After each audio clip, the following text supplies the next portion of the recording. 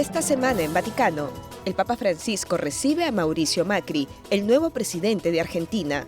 También visita por sorpresa a un centro romano donde se acoge a ex toxicodependientes y alcohólicos. El Santo Padre va al lugar donde se llevó a cabo el funeral de la recepcionista que trabajaba en Santa Marta. En otra nota, el cardenal alemán Gerhard Müller visita una escuela infantil en Roma. Con esto y más, damos inicio a Vaticano.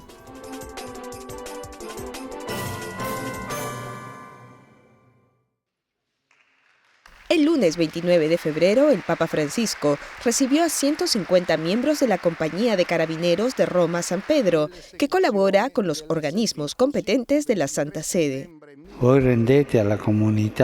Ustedes brindan a la comunidad un servicio importante e indispensable. Utilizan sus energías para salvaguardar la seguridad y el orden público, en colaboración con otras fuerzas. También gracias a ustedes, se les ayuda a las personas a respetar las leyes que regulan la convivencia armoniosa y serena. Los carabineros son la Policía Militar de Italia y brindan servicios a la población civil y militar. Ese mismo día, un grupo de refugiados sirios llegó legalmente por avión al Aeropuerto Internacional Fiumicino en Roma desde Beirut, Líbano. Ellos hacen un total de 93 personas, de las cuales 41 son niños y serán ubicados en diferentes regiones de Italia. Su llegada fue gracias al Corredor Humanitario, un proyecto piloto ecuménico en el que colaboran católicos y otras confesiones cristianas. Ya en el Ángelus del día anterior, el Papa Francisco recordó la dramática situación de los refugiados que huyen de la guerra y la persecución.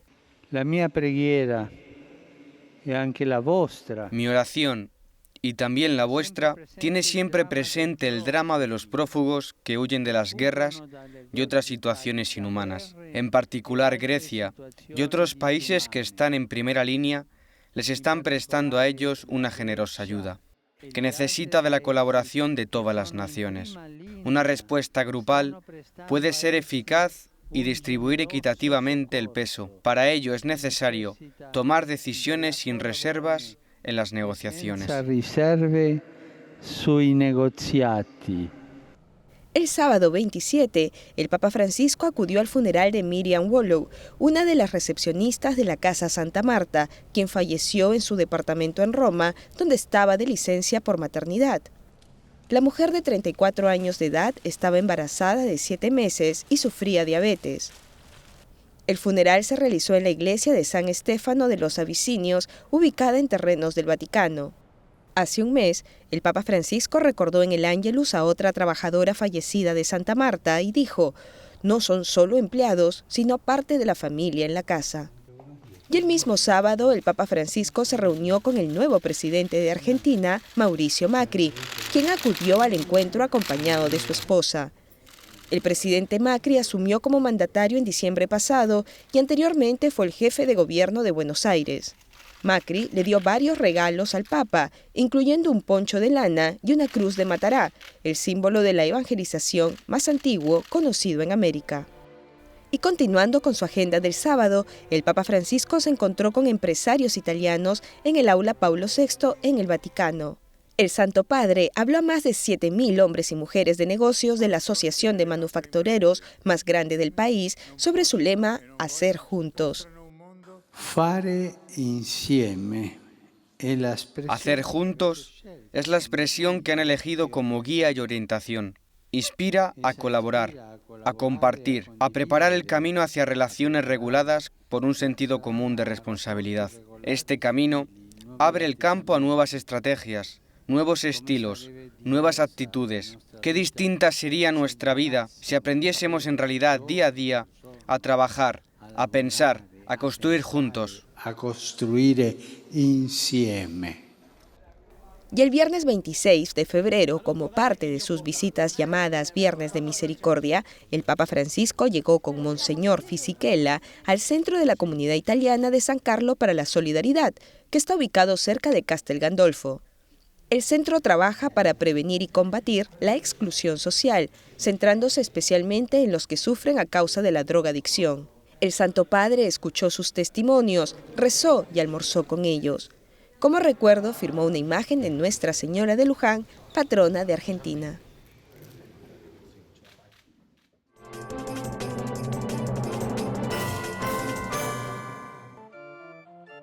Y el miércoles 2 de marzo, el Papa Francisco recibió a miles de peregrinos en la Plaza de San Pedro para la audiencia general. Como ya ha hecho en otras oportunidades, esta vez también invitó a 2 niños a subir al papamóvil y recorrer junto a él entre la multitud. Hoy reflexionamos sobre la misteriosa relación que existe entre misericordia y corrección divina. Dios se comporta con nosotros como un padre de familia que ama a sus hijos, los socorre, los cuida y los perdona, y que también los educa y corrige cuando se equivocan para ayudarlos a ser responsables, a crecer en el bien y en la libertad. La relación padre-hijo es figura de la alianza entre Dios y su pueblo. Esta relación se fragmenta cuando el hombre rechaza la paternidad de Dios. A causa del pecado, pretende convertir la libertad en autonomía y dejándose llevar por el orgullo, se contrapone a él y vive en una ilusión de autosuficiencia. Cuando el pueblo se aleja de Dios, desconfía de él y no le obedece. Experimenta entonces la aflicción de la prueba. Dios la permite con vistas a la salvación para que el pueblo pecador, sintiendo el vacío y la amargura del estar lejos de Él, pueda abrirse a la conversión y al perdón. Dios habla amorosamente a la conciencia de sus hijos para que se arrepientan y se dejen amar de nuevo por Él. La salvación siempre es un don gratuito de Dios, pero supone la decisión de escucharlo y dejarse corregir por Él. La corrección forma parte del camino de la misericordia divina. Dios perdona a su pueblo. Siempre deja una puerta abierta a la esperanza. Dios nunca cierra la puerta y le indica que el camino de la salvación no es el de los sacrificios, sino la práctica del bien y la justicia. En su reflexión habló sobre la misericordia y también dio fuertes palabras para enseñar cómo se escoge el camino del bien para llegar a la justicia. A alcuni benefattori de la Chiesa que vengan. Yo pienso en algunos benefactores de la Iglesia que vienen con sus ofrendas. Tome para la Iglesia esta ofrenda. Es fruto de la sangre de tanta gente explotada, maltratada, esclavizada con el trabajo mal pagado. Mal pagato. Yo diré a esta gente, llévate tu dinero, quémalo. Date indietro il tuo assegno, brucialo.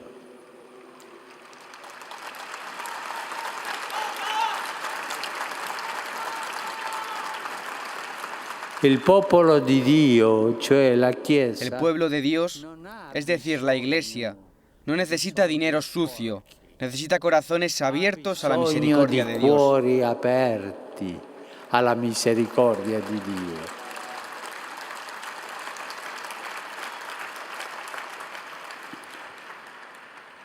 Es necesario acercarse a Dios con manos purificadas, evitando el mal y practicando el bien y la justicia. Y la justicia.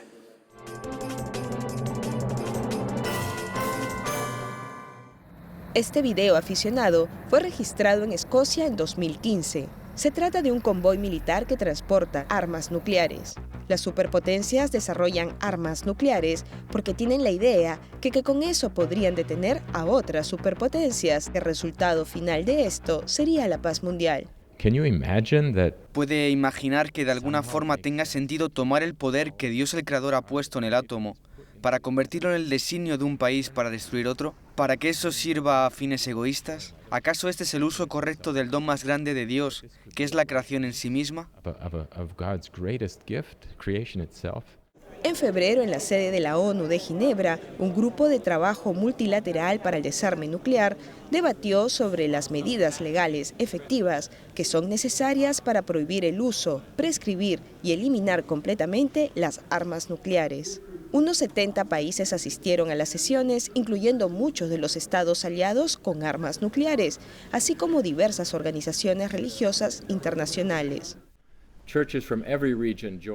Las iglesias de todas las religiones se reunieron para declarar que la guerra con armas atómicas es un pecado contra Dios. Ese es el vocabulario religioso para algo que es inherentemente malo, una amenaza deontológica. El Papa Francisco, en su discurso ante la ONU en 2015, dijo que existe la urgente necesidad de trabajar por un mundo libre de armas nucleares. El mundo tiene enfermedad, muerte y degradación medioambiental. Tiene armas y violencia, conductas de las que se arrepiente, y eso continuará por siempre. Pero creo que las comunidades religiosas tenemos que luchar por lo que creemos es divino. Creo que el mundo libre de armas nucleares es una meta divina y debe ser un objetivo realista.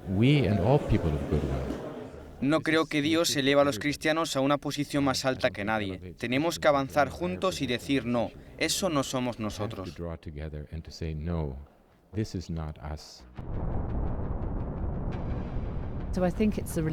Creo que las comunidades religiosas necesitan hablar más claramente y recordarle al mundo que tenemos una obligación de cuidar a nuestro prójimo, que tratemos al otro como nos gustaría ser tratados.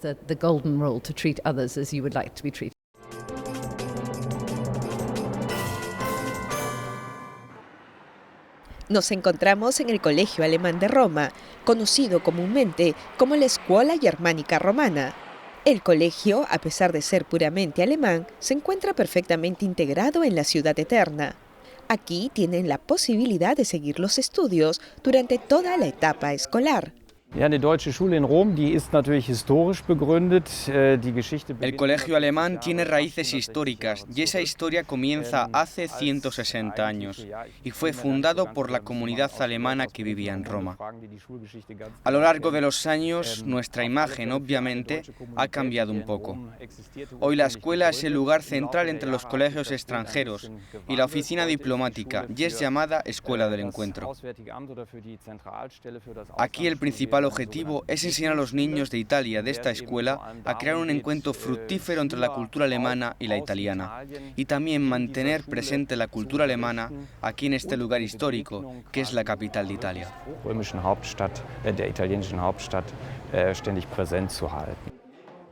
El miércoles 24 de febrero, un invitado muy especial visitó la escuela, un hombre del Vaticano, de nacionalidad alemana, encargado de proteger la doctrina de la Iglesia. Estamos felices de recibir a su eminencia el cardenal Müller en nuestra escuela alemana. Estamos felices de conversar con el cardenal sobre lo que se pueda alcanzar y vivir en relación a nuestra fe cristiana y mostrarla más plenamente. Estoy convencido de que no necesitamos esconderla. El cardenal pudo visitar las 3 secciones de la escuela y todos, alumnos y profesores, lo recibieron con gran entusiasmo.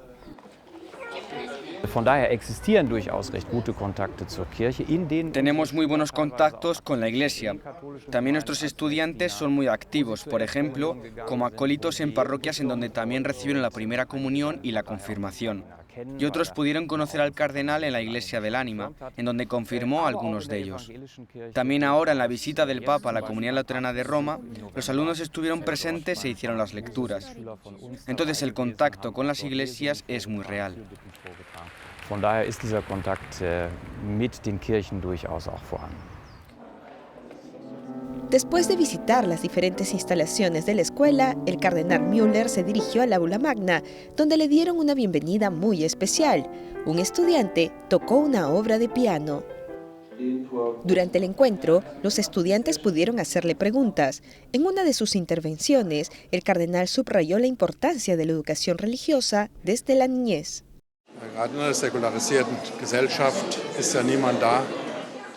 Es una sociedad secularizada. No hay nadie que pueda explicarnos el sentido de nuestra vida.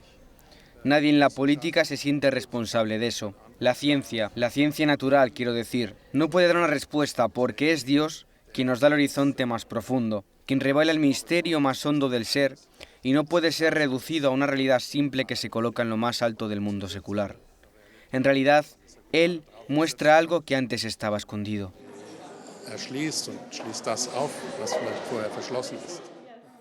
Este fue un día muy especial para los niños y jóvenes de la escuela alemana, y no solo porque no tuvieron clases.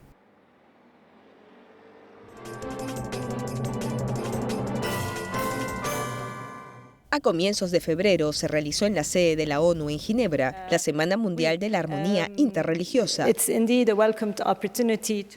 es una oportunidad para el diálogo, para estar aquí en el Templo del Conocimiento y hablar sobre la mejor forma de trabajar por la coexistencia, la tolerancia y hacer del mundo un lugar mejor. El lema del evento fue, en este año, un diálogo sobre fe, construcción de la paz y desarrollo, y se desarrolló en la Biblioteca de la ONU, donde se debatió en 2 paneles el rol de la fe en la construcción de la paz, así como el desarrollo social y económico. La cooperación interreligiosa es muy importante en el campo humanitario y necesitamos incrementarla y trabajar en ello. Espero que la Cumbre Mundial Humanitaria también lo discuta.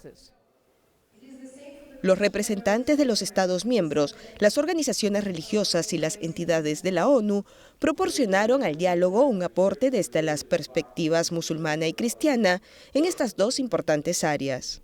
Todos los pueblos del mundo están unidos por la humanidad y el planeta común, así como por el amor de Dios o el bien y el amor de uno con el prójimo.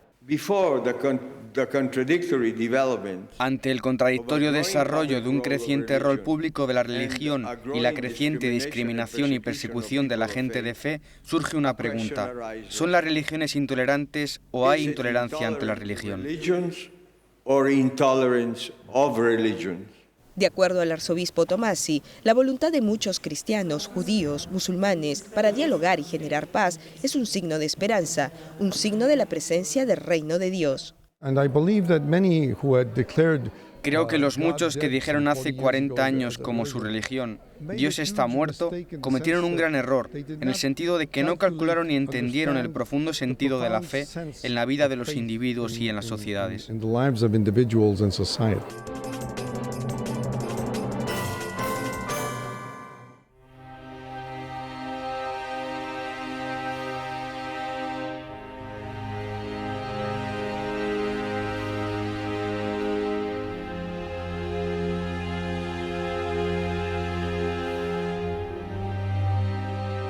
En sus diversas apariciones públicas, el Papa sigue alentando la oración por los cristianos perseguidos en Medio Oriente.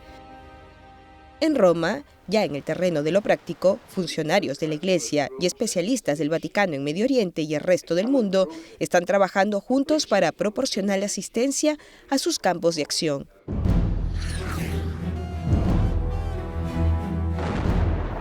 Miles de cristianos han sido asesinados, millones han huido, muchos otros aún sufren la violencia y diversas limitaciones, sin mencionar la posibilidad de vivir la libertad religiosa.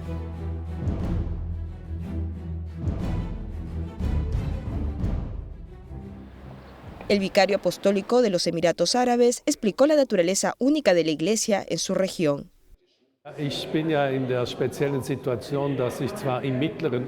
Estoy en una situación especial porque vivo en Medio Oriente, pero mi iglesia es joven, lo que significa que es una iglesia sin fieles locales. Todos son inmigrantes de distintos lugares del mundo, básicamente Asia, como Filipinas, India y otros más. Eso también deja una marca en el lugar y en la experiencia de la fe. Tenemos fieles de grandes parroquias de más de 100 naciones y de distintas tradiciones católicas. Muchos de ellos son del rito latino, pero también hay grupos de India, del rito sirio-malabar oriental.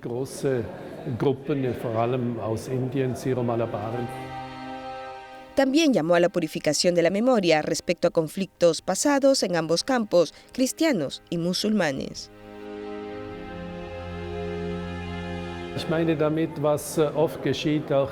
Es decir, que eso suele ser como una disputa marital, ¿verdad? Las partes en conflicto se acaloran una y otra vez. En el pasado actuaste de la misma forma que ahora. Parece que hay algo similar en la historia. Cuando uno pelea, cuando uno recuerda viejos conflictos y los refresca, tenemos que superar eso, tenemos que vivir reconciliados. Aunque está en una situación complicada, la Iglesia es joven y vital, algo que considera que Occidente debe reconocer.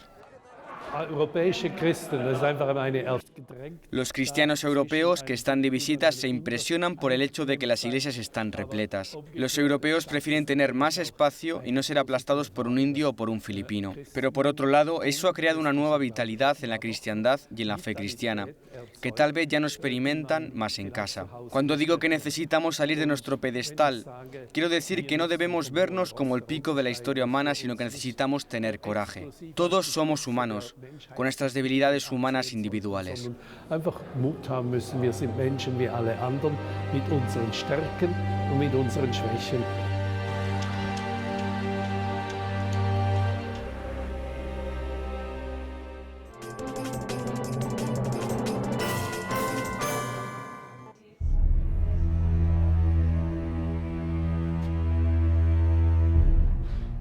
Debajo del bullicio y el ajetreo de Roma hay un mundo secreto escondido. Aquí en las catacumbas de Pedro y Marcelino, estas antiguas imágenes han recobrado su brillo.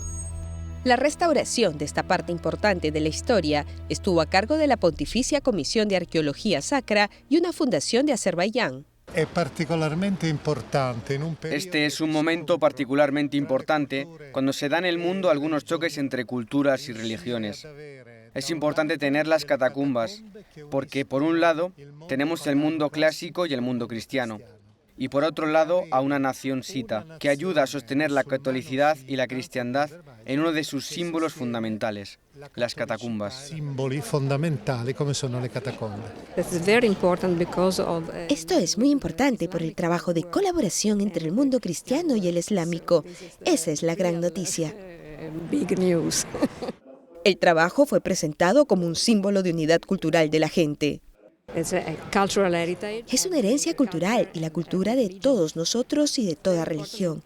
Es muy importante en este momento particularmente difícil debido a la situación política. Las catacumbas de Roma fueron construidas por los primeros cristianos para enterrar a sus muertos y fueron decoradas ricamente. Hay 38 metros cuadrados de pinturas. En Petri Malcherini hemos restaurado más de 40 y el último paso fue mucho más avanzado. Trabajamos con rayos láser. Los frescos de las catacumbas son muy frágiles, cuando hay 90% de humedad. Hemos ensayado distintas cosas, pero nos dimos cuenta que con el láser podemos mantener el color y dejarlo intacto. Aún hoy, bajo la ciudad de Roma, hay más de 56 kilómetros de túneles y caminos infinitos con tesoros que aún duermen.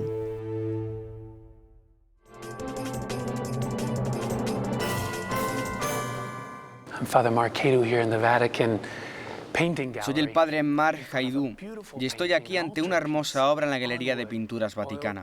Una pieza de un altar de madera, óleo y témpera, pintada por San Nicolás Liberatore, a quien llamaban el alumno. Era uno muy bueno porque aprendía las técnicas de su maestro y él tiene mucho que enseñarnos.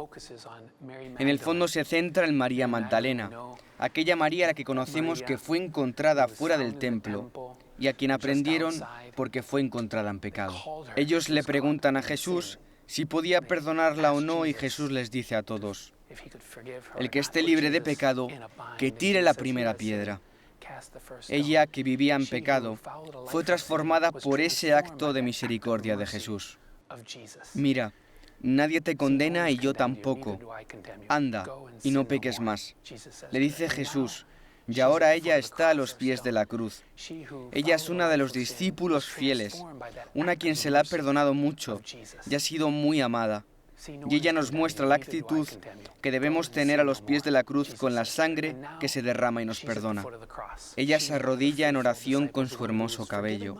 Esa belleza que usó para un mal fin ya es pasado y eso ya no le interesa. Ahora más bien su único interés es Jesús. Y tenemos esas dos actitudes ante la cruz del Señor. El sufrimiento humano de Juan, el discípulo fiel que sufre esa tortura al ver a su mejor amigo que ve a su amado Salvador morir. Y la otra actitud es la aceptación humilde de María en la fe, viendo el sufrimiento de su hijo. Reza, adora, acepta en silencio esta Stabat Mater, fuerte a los pies de la cruz. Tenemos muchos hermosos detalles allí. Y en los cielos se ve a los ángeles recibiendo la sangre, que no quieren que se pierda nada de esa gracia de la misericordia de Dios y que quieren conservar para seguir derramándola a través de los sacramentos, a través de la Iglesia, a través de los actos de amor y misericordia que compartimos unos con otros.